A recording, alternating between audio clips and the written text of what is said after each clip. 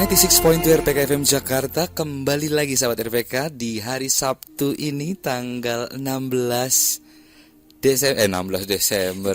Februari 2013 di program Weekend Spirit bersama saya Yuda Perwira dan narasumber kita yang luar biasa. Seorang stroke survivor, ada Kristi Damayanti. Tapi sebelumnya sahabat RPK, saya ingin menginformasikan buat sahabat RPK, jika siaran ini sebenarnya adalah siaran tunda. Kami sudah merekamnya di hari Selasa tanggal 12 Februari 2013. Dikarenakan, kemungkinan ada apa, tapi sebenarnya kalau tadi saya sempat ngobrol-ngobrol sama Mbak Kristi, ada apa gitu. Kenapa sih nggak bisa siaran di tanggal 16 itu? Ternyata ada satu program yang sangat membantu orang tua dalam mendidik anak dan menjaga kualitas manner, dalam artian tingkah laku anak-anaknya di zaman sekarang. Tapi sebelumnya saya mau menyapa dulu. Halo, apa kabar Mbak Kristi? Baik. Mbak Kristi, hari ini kita recording nih, karena kan Mbak Kristi ada rencana mau jalan-jalan tapi dalam misi yang baik ya. Iya, itu dia. Mbak Kristi pengen ke daerah Jawa Tengah, tepatnya itu di Purwokerto. Nah, dengar-dengar nih tadi Mbak Kristi ada satu program yang ternyata kalau buat aku sendiri sih secara pribadi itu programnya keren banget. Mungkin bisa di-share juga buat sahabat RPK, kira-kira programnya apa nih sampai harus meluangkan waktu 3 hari dari tanggal 14, 15, dan 16 Februari. Oke, ya. Setelah aku stroke itu kan saya tidak bisa mobile lagi. Saya hanya duduk tulis. Nah, setelah saya menulis di Kompasiana sejak November 2010 kemarin, saya banyak berteman dengan banyak teman baru. Dan salah satunya bahwa banyak orang-orang, teman-teman yang sangat peduli tentang internet. Iya, jadi kami membentuk sebuah komunitas khusus untuk internet sehat dan sudah bekerja sama dengan kompas.com. Namanya ID Kita Kompasiana. Ya. Waduh, keren. Kira-kira dari namanya aja internet, berarti berhubungan dengan internet atau dunia maya. Nah, itu kira-kira apa tuh Mbak Kristi misinya? Bahwa internet itu memang dunia masa depan. Iya, betul. Dunia anak-anak dan remaja sekarang kita, gitu kan. Mereka itu tidak bisa lepas dari internet. Karena memang dunia tuh dalam genggaman tangan. Kalau sekarang sih sumur saya dan di atasnya tuh belum terlalu mahir. Bukan mahir ya. Jadi terbiasa. Iya, sekarang sih sudah, tapi generasi ayah saya kan pasti enggak ya lain. Tapi dunia itu dunia anak-anak, dan ternyata itu dunia maya itu sangat berbahaya untuk mereka yang tidak mengenal apa sih sebenarnya menggunakannya dengan baik. Iya. Jadinya. Dan masalahnya itu adalah dunia anak-anak dan remaja itu sangat rentan. Iya. Itu dia. Dia sangat ingin tahu, tapi mungkin belum sadar. Nggak ada yang mengarahkan mungkin juga. Betul. Itu dia. Nah, ini sudah jelas. Pertama nih Sobat RPK, kita udah mendengar satu keinginan dari Mbak Kristi nih. Ceritanya anak-anak ini sudah mulai mengenal internet, terutama juga dengan kemajuan zaman saat ini gitu. Tapi kira-kira nih banyak sekali kan anak-anak yang sekarang biasanya kalau kemana-mana mainnya bukan mainan masyarakat, tapi malah main ke internet. Betul. Main ke warnet. Iya, benar. Nah, dari pengetahuan Mbak Kristi sendiri nih, kira-kira kan dari program yang Mbak Kristi kesana ingin melakukan penyuluhan paling nggak ya Mbak Kristi ya. Nah, itu targetnya itu kenapa? Memangnya banyak sekali anak-anak yang browsing yang aneh-aneh kah? Jelas. Wah. Ya. Kira-kira tuh browsingnya yang gimana ya Mbak Kristi? Jauh melampaui batas umurnya atau? Ya, jadi setelah adik kita Kompasiana itu terbentuk Mei kemarin tahun 2012 itu, dan kami sudah berarti kira-kira 8 bulan lalu kan lalu ya.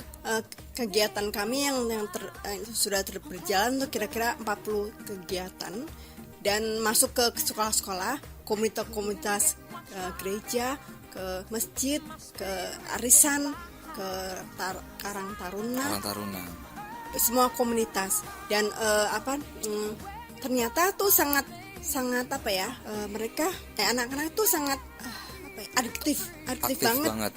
Adiktif tentang internet. Jadi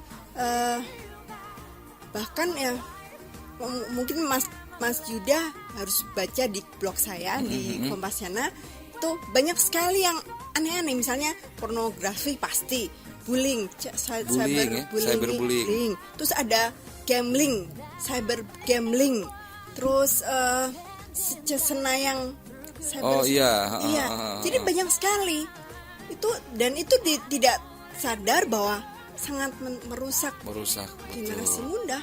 Iya benar juga ya Mbak Kris ya. Belum lagi anak zaman sekarang kan kayaknya udah nggak mau banget kenal sama namanya. Bahkan satu rumah aja saya kadang-kadang sama anak-anak tuh kalau mau ngobrol di sini BBM. itu kan nggak benar sebenarnya. Sebenarnya. Iya, tapi memang ya inilah zaman. Tinggal bagaimana sebenarnya kita mencari cara gitu kan, strategi yang bagus nih harusnya. Nah itu, dan kira-kira kan Mbak Krisi kesana pengen memberikan penyuluhan, udah pasti ada strategi yang pas agar orang tua bisa memanage pola apa ya sebenarnya, bagaimana mengatur anak-anaknya mereka supaya mereka tahu batasan-batasannya itu. Tadi kan dengar dari Mbak Kristi dapat kerjasama dari kementerian.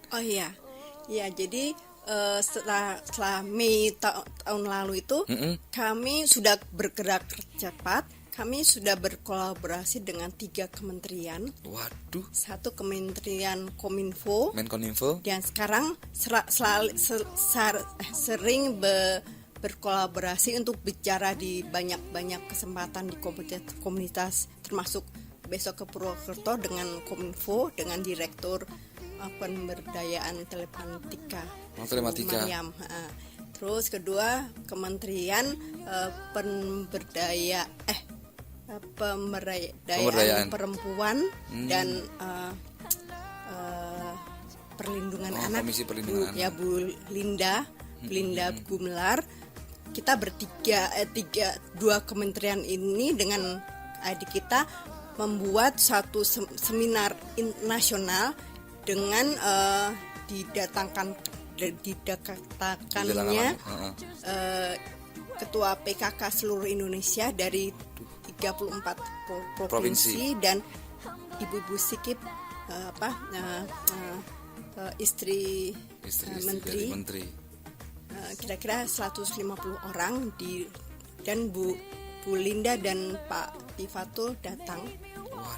Dengan Dirjen Telematika Kominfo juga. Dan kami membuat workshop, seminar dan workshop tentang parenting control.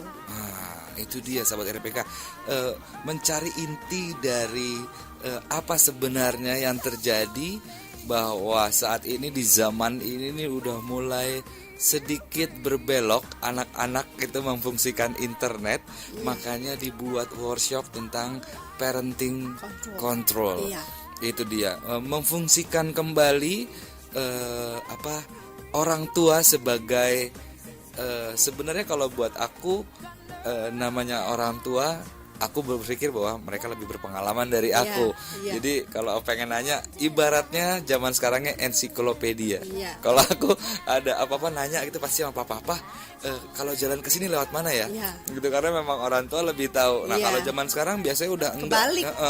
Orang tua nanya sama anak. Belum sekali. lagi nanti kalau ada ini itu anaknya pura-pura deh supaya orang tua percaya. Nah, itu biasanya udah mulai banyak sekali. Nah, program-program ini sudah sampai mana aja nih Mbak Kristi? Apa baru dimulai di Purwokerto saja atau? Sudah. Yang jelas kami sudah ada di belasan daerah di Indonesia dan 4 negara. Waduh. Jadi ada di Malaysia, Hong Kong, Jerman dan Korea.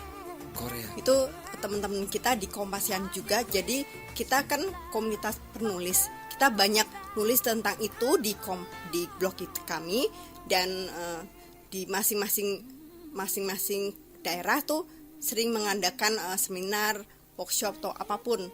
Oh gitu. Dan selalu disiarin di blog. Di blog. Nah, Gitu. tapi ngomong-ngomong masalah kalau kayak begini kan workshop dan seminar tentang internet ini nih, biasanya kalau dari Mbak Kristi sendiri deh, yang Mbak Kristi tahu dari Indonesia ini dengan ibu kotanya Jakarta, lebih parah daerah kah atau lebih parah di ibu kota? Kondisi dari remaja-remaja yang seharusnya belajarnya itu tentang internet pada jalurnya, yang tapi ini yang udah lewat.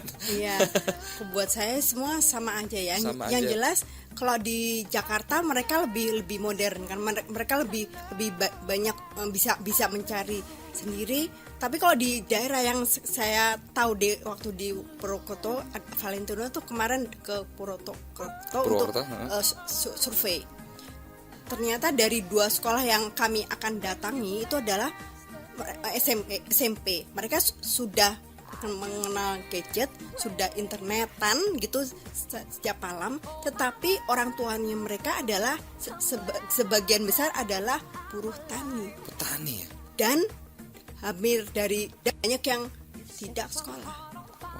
Jadi mereka tuh justru mereka tahu internet, dia buka internet, situs-situsnya sangat tidak bisa dikontrol karena orang tuanya sama sekali tidak mengerti. Jangankan internet, mungkin komputer aja nggak tahu. Iya benar juga.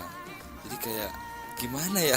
Iya, jadi serba salah juga. Iya, tapi memang segmennya untuk di Purwokerto sangat berbeda. Jadi berapa hari kemarin tuh kami dengan Kominfo Bu Mariam tuh bingung gimana caranya membuat seminar atau dialog dengan mereka.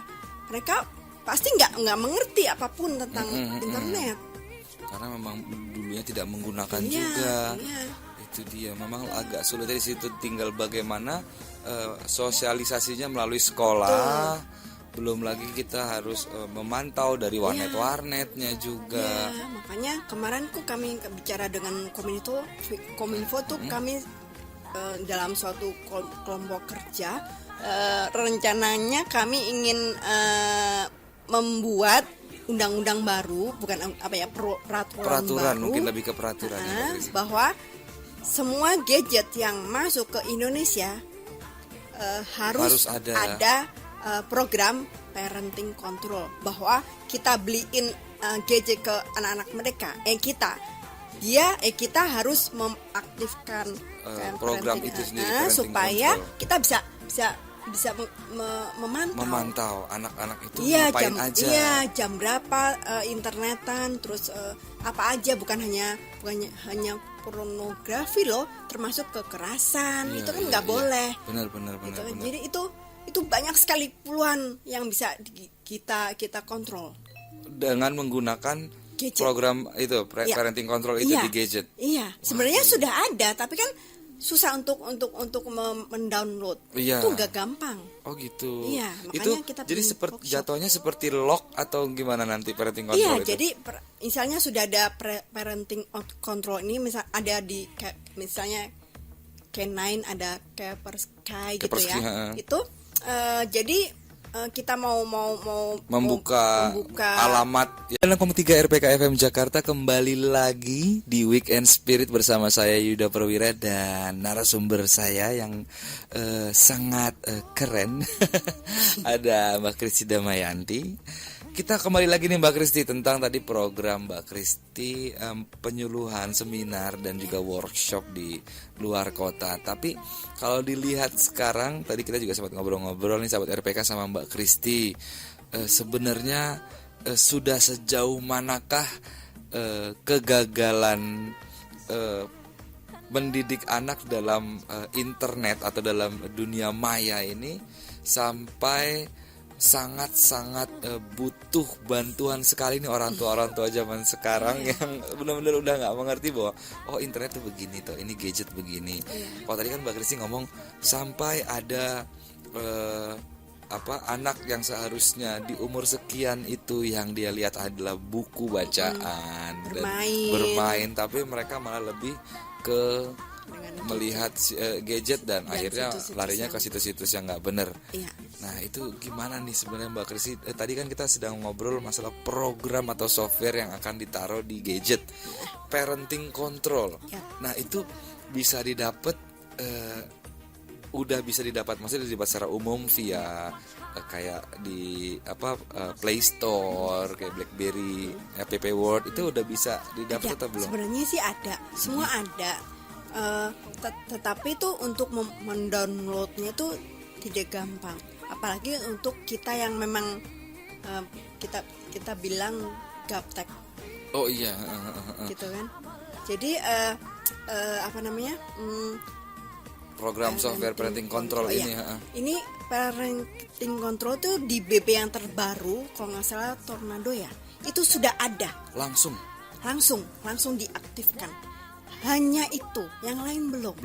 Tapi kita bisa langsung membuka di App Store kayak di Apple, di BB atau di Android, Android gitu sama nih kalau Nokia apa tuh Symbian atau apapun itu bisa.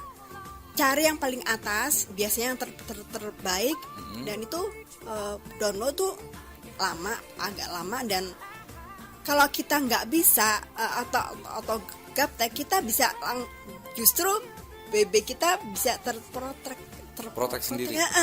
Jadi memang harus ada yang menemani untuk yang bisa yang mengerti gitu. Untuk mendownload tidak gampang. Kemarin tuh untuk ibu-ibu PKK seluruh Indonesia tuh kira-kira 4 jam mendownload program itu parenting control. Ya. Wah, butuh waktu yang lama. Tidak gampang. Itu dia, berarti memang butuh perjuangan keras gitu. Makanya kita mau pemerintah juga jika ingin memasukkan gadget harus sudah ada program. Parenting control itu sendiri untuk menjaga. Ya pertama yaitu Mbak Kristi ya, supaya anak-anak nggak lari dari. Paling tidak memang tidak bisa memang nggak bisa langsung plug gitu ya, dibatasi pokoknya. Tidak bisa ada, tapi paling nggak masih sudah bisa dikontrol.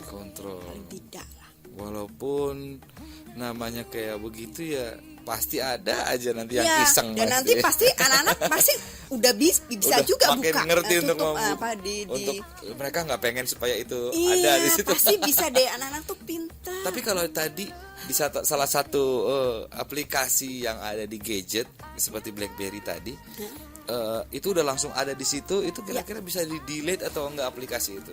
Waduh, saya nggak tahu itu ya, dia. IT ya. Semoga saja sih enggak ya Mbak Kristi ya, karena penting sekali itu. Betul. Supaya meminimaliskan gimana anak-anak ini berkembang dengan internet yang seharusnya, bukan yang salah jalan. Betul.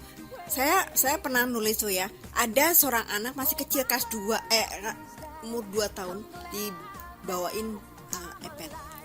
Nah, terus dia buka-buka apaan lucu-lucu tuh ya, tapi iseng dia buka Safari-nya, pencet-pencet masuk ke situs yang kekerasan.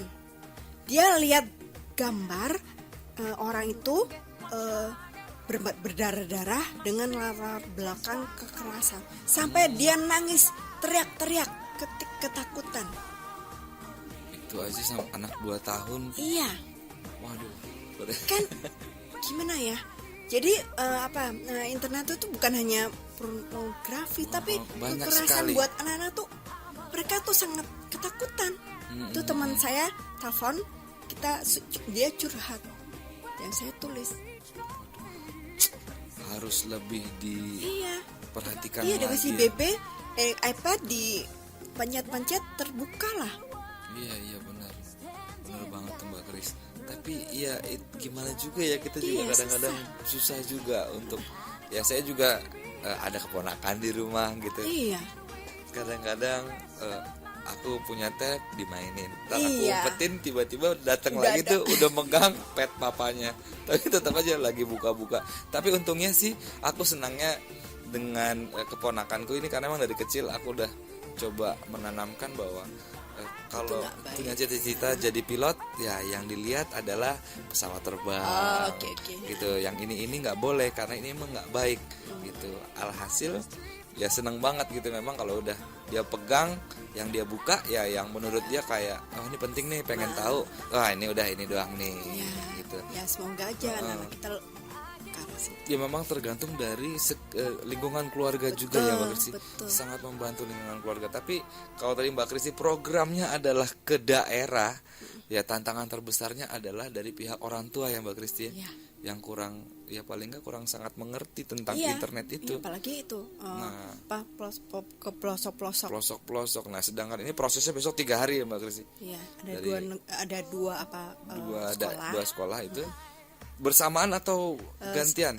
gantian Ya, satu hari. satu hari. Waduh, semoga saja dari satu hari itu bisa ini ya Mbak Kristi, berimbas Semoga. baik ke depannya. Iya, gitu. semoga banget. Karena memang cuma satu jalan keluarnya adalah keluarga. Kalau keluarganya Betul. nggak peduli ya, Ya benar. mau gimana anak-anaknya? Tapi kalau di Purwokerto yang keadaannya orang tua yang memang bertani, tapi dia mungkin dia bukan nggak peduli, tapi tidak mengerti. Itu Dan dia kan butuh untuk biaya hidup. Jadi mereka kerja keras untuk biaya hidup. Jadi mereka mungkin tidak, saya harus kerja. Daripada itu kan seperti tadi Mbak Kristi bilang, ada dengan menggandeng sekian banyak kementerian, ya semoga saja ini bisa berjalan dengan baik. Gitu. Sahabat RPK, jangan lupa juga untuk mengingatkan ke anak-anak kita yang masih jauh di bawah umur, untuk paling enggak mereka tahu bahwa gadget itu fungsinya seperti apa, gitu. Internet adalah seperti apa. Untuk sementara waktu kalau bisa malah jangan dibawain gadget. Mendingan kita jalan-jalan ke kebun binatang. Iya, lebih ke situ. Naik sepeda. Supaya mereka tahu bahwa bukan itu nomor satunya, Iya, betul. gitu. Aku juga kadang-kadang sih tidur aja dulu tuh kalau punya gadget aja sampai aduh nggak mau dimatiin.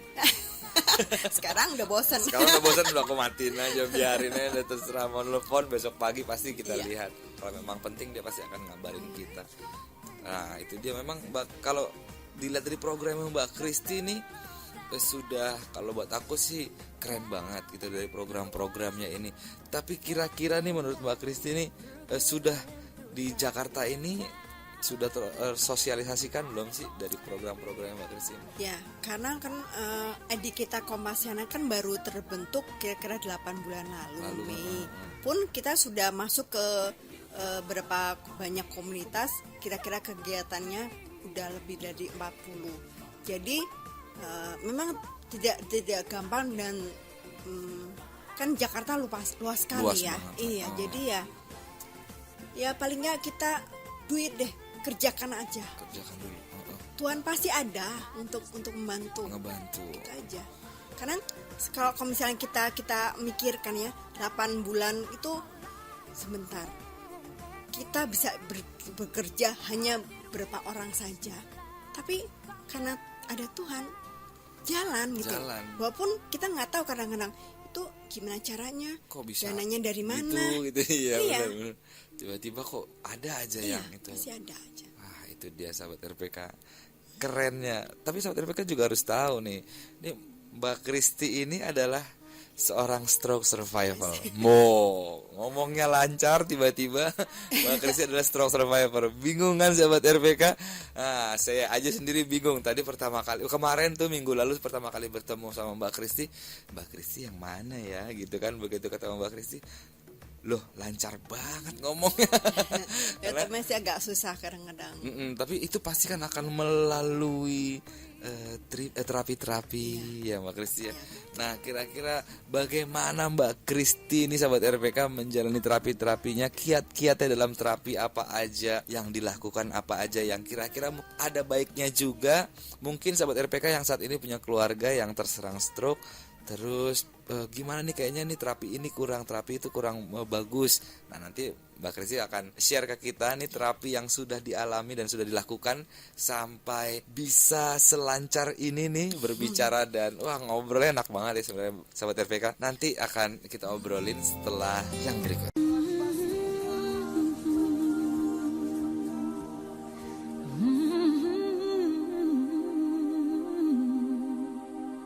I get wings to fly.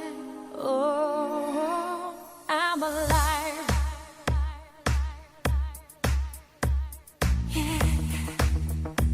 Kembali lagi di 96,3 RPK FM Jakarta di program Weekend Spirit di Sabtu 16 Februari 2013. Sahabat RPK tadi sudah dengar ya program-program yang cukup ini. Kalau buat saya sendiri itu cukup membantu supaya orang tua bisa memanage tingkah atau perangai dari anak-anaknya dalam mengenal dunia maya.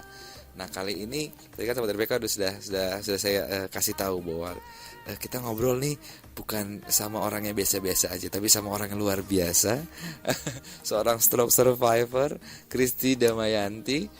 Sahabat RPK nggak sadar kan gitu, orang ngomong aja lancar banget. Nah, pasti kan sahabat RPK juga bertanya-tanya selayaknya saya bertanya-tanya nih kok bisa selancar ini nih, terapinya nih apaan aja nih Mbak Kristi.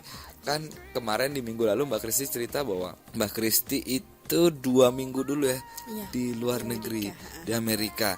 Habis itu baru terapi berikutnya di Jakarta. Nah, waktu terapi di luar negeri itu pertama-tama yang Mbak Kristi tahu tuh selama 2 minggu itu apa aja Mbak Kristi? Oke ya, waktu itu kan saya terkena stroke di San Francisco ya, langsung dibawa ke rumah sakit. Hari ketiga setelah keluar dari ICU sudah mulai bisa untuk terapi. Pertama kali ada untuk terapi bicara, karena saya benar-benar tidak bisa bicara, cuman kayak Gitu dong. jadi benar-benar nggak bisa bicara, dengan separuh tubuh sebelah kanan saya lumpuh dan tidak bisa bergerak sama sekali.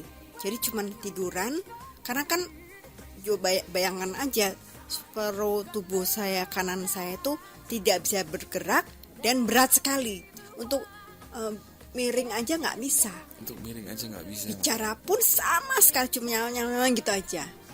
Nggak bisa makan dulu, nggak bisa minum loh. Pertama kali terapinya adalah minum dulu Mbak. ya. 4 hari saya di infus, jadi semua makanan minuman langsung masuk infus. Setelah dicopot, saya belajar untuk minum.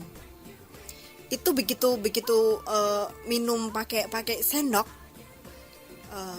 tersedak bolak-balik sampai katanya muka saya merah. Itu nggak bisa karena kan separuh dari tenggorokan saya juga lumpuh.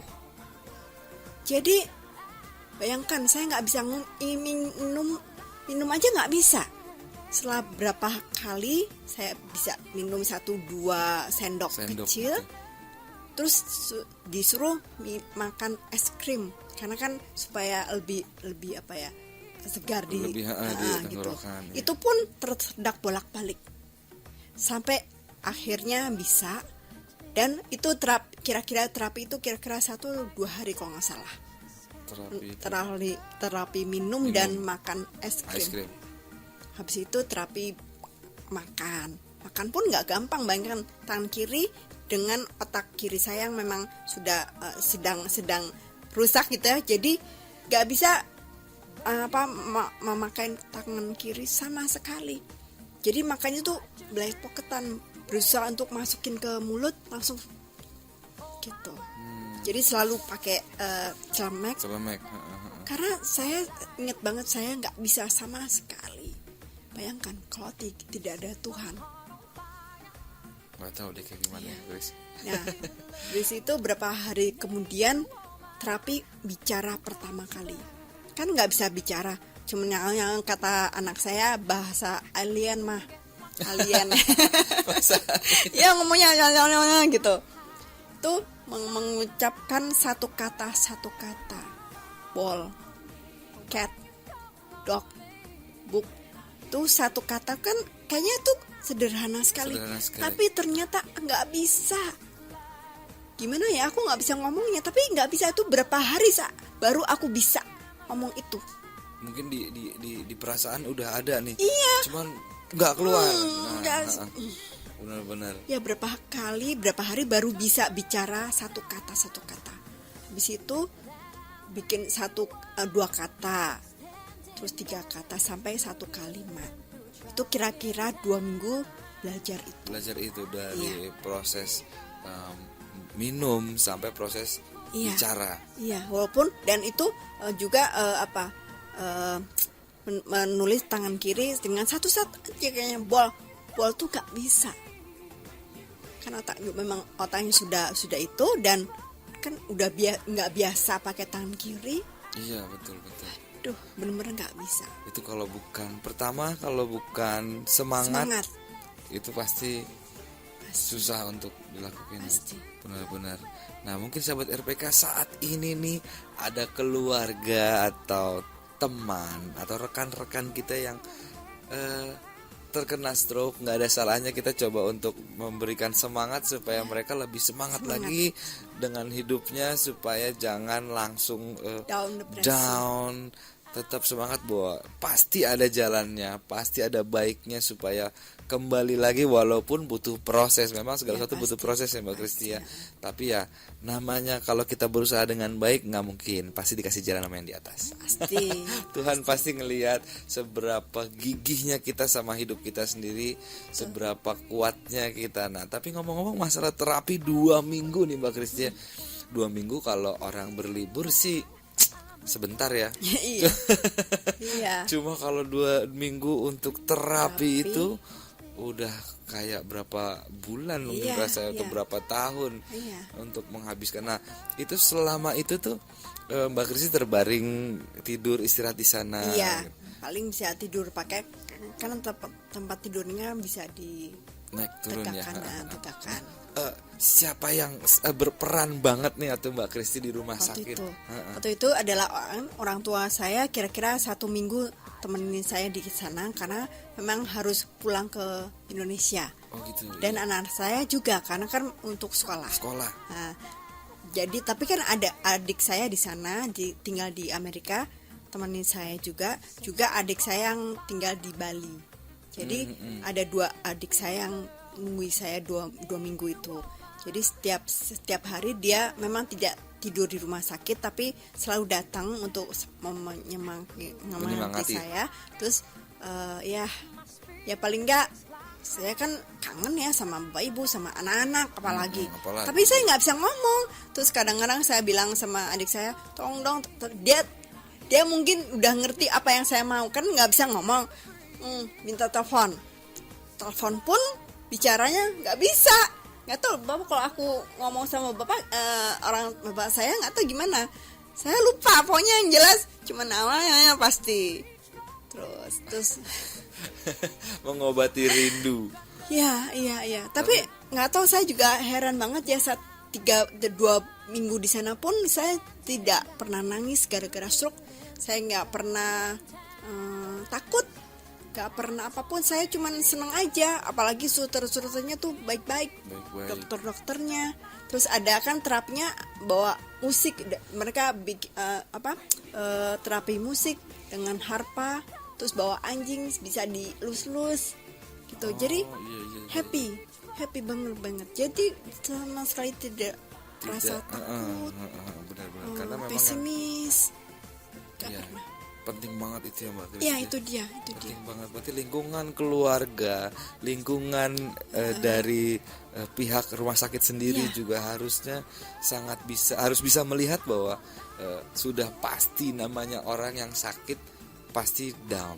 Pastilah. Jadi jangan membuat situasi yang tambah lebih ngedrop lagi. Iya. Jadi sebenarnya yang diharapkan adalah bagaimana caranya walaupun sakit tapi dia bisa lupa sama sakitnya Iya. dengan adanya keluarga di kanan kiri. Iya, makanya kemarin tuh mereka bermusik harpa tuh bolak-balik Terapi, bikin terapi musik dan bawa anjing. Itu enak Anjingnya tuh datang terus pegang tangan saya, terus saya bisa elus gitu loh. Waduh, Itu enak kan banget.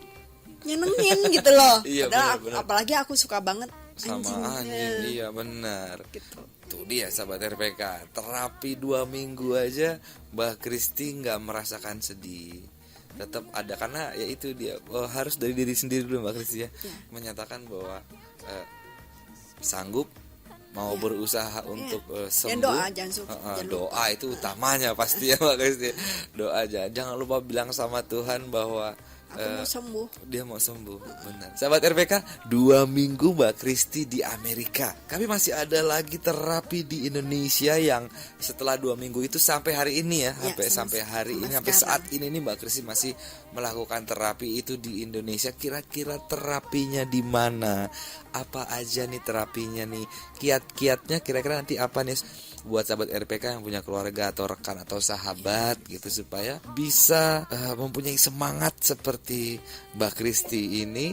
Kita akan ketemu lagi dan ngobrol lagi setelah yang berikut ini. 86.3 Couldn't get much higher. My spirit takes flight. 'Cause I am alive. Oh, when you call on me. When I hear you breathe. I get wings to fly.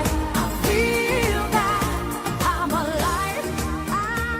I am 96.2 RPK FM Jakarta, kembali lagi di Weekend Spirit bersama saya Yuda Perwira dan Mbak Kristi Damayanti. Tadi kita lagi membicarakan terapi yang dilakukan di luar negeri, dari cara minum air sampai cara berbicara dan sampai ngelus-ngelus anjing juga ada terapinya, dilus-lus anjing supaya tetap bisa punya semangat, tetap mengerti bahwa ini keinginan dari lingkungannya pun ingin kita yang mungkin terkena stroke pengen sembuh juga gitu. Nah sekarang nih Mbak Kristi udah di Indonesia nih sahabat RPK, berarti kan ada terapi-terapi yang bisa dibilang beda kali ya, terapi di sana dan terapi di sini gitu. Tapi kita nggak tahu, kita coba tanya dulu sama Mbak Kristi. Mbak Kristi di Jakarta itu kan di luar negeri 2 minggu, abis itu langsung ke Jakarta. Nah itu terapinya berbeda nggak sih Mbak Kristi? Sebenarnya sama saja. Waktu saya kan tinggal kenanya tuh di Amerika. Konsep terapinya Amerika adalah fokus di Eropa. Jadi konsep terapinya dari Jerman. Jadi begitu sampai Jakarta dan saya masuk ke rumah sakit Cikini yang saya selalu terapi sampai sekarang, itu ada seorang terapis Pak Seman namanya. Beliau terapis selalu dulu belajar dari Jerman dan terapinya sesuai dengan terapi saya waktu dari Amerika. Iya. Gitu. Jadi yang jelas konsep metode terapi adalah penyembuhan pasti pasti ya. masuk ke penyembuhan. Iya. Tapi metodenya bisa berbeda. Dan antara satu metode yang lain juga tidak bisa digabung atau diganti-ganti karena stroke itu kan bermasalah dengan otak. Dan otaknya pasti bingung nanti kalau satu digabung yang lain tuh bingung. Ngerinya malah mundur. Nah itu gitu. Dia. Mungkin itu bagaimana cara mengetahuinya Mbak Kristi supaya dari mungkin ada keluarga yang terkena stroke, terus kita mencoba metode ini deh. Kita coba ke ini deh, kan banyak kan kayak gitu juga. Bisa jangan ganti-ganti. Kalau memang iya misalnya sudah ke satu metode ya sudah itu aja. Percayakan itu dulu. Iya misalnya tentang tusuk jarum, akupuntur ya, gitu. Atau tentang yang dari Korea. Ya saya nggak tahu, kita nggak bisa bilang itu jelek atau apapun, tapi mereka pasti untuk penyembuhan. Iya pasti itu. Berusaha ini aja. Tetap aja ke sana, jangan ganti-ganti, apalagi kalau sampai ke dukun. Misalnya. Iya, itu kan karena saya tahu tuh banyak orang seperti itu. Kan karena saya nulis dan mereka sering-sering baca tulisan saya, mereka masuk ke inbox tanya-tanya. Oh, tanya-tanya. Iya, benar. Ada yang mau pindah terapi, ada yang mau minta ke dukun. Jangan, aku bilang satu aja, jalankan saja, pasti bisa, gitu aja. Iya, sahabat RPK, penting banget. Apalagi zaman sekarang ke dukun, ya ampun. Iya. Banyak loh lulusan dokter di Jakarta ini. Apalagi rumah sakit di Jakarta itu banyak sekali. Ya, maksudnya bukan gimana-gimana, tapi percayakanlah kepada yang lebih mengerti ya. Mereka biasanya kan berkecimpung di bidangnya. Ya, jadi sama betul. Kita harus mempercayakan. Tapi ngomong-ngomong masalah terapi ini Mbak Kristi ya, tadi kita kan ngomong nggak boleh pindah-pindah terapi, cara teknik-tekniknya gitu kan, supaya tidak terjadi kemungkinan yang nggak enak, yaitu adalah mundurnya malah, bukan malah semakin sembuh, semakin maju. Nah, dari Mbak Kristi ini di Jakarta, kalau boleh tahu nih, Mbak Kristi ini terapinya di mana? Oke. Terus dalam seminggu berapa kali sih Mbak Kristi ini terapi ini? Oke. Ya, waktu pulang dari Amerika di Jakarta itu setiap hari kecuali Minggu terapinya tuh 3 jam. 3 jam. Ya, jadi pagi-pagi 1,5 jam, terus istirahat, terus 1,5 jam lagi. Itu berlangsung kira-kira 6 bulan sebelum saya mulai kerja. Karena saya kena stroke Januari 2010. Saya mulai kerja setelah ulang tahun kira-kira tanggal 17 Juni 2010. Selama itu saya terapi setiap hari dengan 3 jam setiap hari, kecuali Minggu. Jadi kan berat, dan itu berat loh. Menurut fisik itu berat, sampai kelihatan kayak fitness secara fisik. Terus terapi bicara juga. Jadi 6 bulan selama itu saya benar-benar terapi dengan berat secara fisik, terapi bicara, terapi menulis, benar-benar dari nol, kayak anak-anak belajar. Anak belajar. Betul sekali. 6 bulan. 6 bulan loh sahabat RPK. Bisa bayangkan. Tapi begitu kira-kira 2 minggu pulang dari Amerika dari Jakarta, saya bisa berjalan, dan saya fotonya dikirim ke Amerika, ke dokter saya di Amerika. Dia balas, tahu nggak dia bilang apa? Amazing. Itu dia sahabat RPK. Karena secara medis katanya waktu itu saya nggak bisa bangun lagi. Nah, saya bisa jalan. Terus semakin kesini saya kirim foto-foto lebih banyak dan mereka progresnya ya, dan mereka selalu bilang amazing sampai saya kerja lagi mereka wow bilang gitu. Itu ada di Facebook, dia kan punya Facebook. Gimana nggak wow. Seorang penyandang stroke gitu ya Mbak Kristi ya, tiba-tiba yang dinyatakan bahwa udah nggak bisa ngapa-ngapain, tapi ternyata bisa melakukan apa yang mereka anggap tidak bisa. Betul. Nah, itu udah pertama mukjizat pasti. Mujizat. Tuhan buat jalan. Yang kedua itu dia, kalau sahabat RPK berusaha demi kesehatan dan demi kebaikan diri sendiri, udah pasti ada jalannya Mbak Kris ya. Iya. Udah pasti ada jalannya, nggak mungkin nggak ada buktinya. Ini dia Mbak Kristi Damayanti, keren banget. Sahabat RPK juga kira-kira kan Mbak Kristi ini kalau orang lain mungkin udah banyak yang tahu Mbak Kristi ya, gitu kan, seberapa banyak yang Mbak Kristi buat tulisan.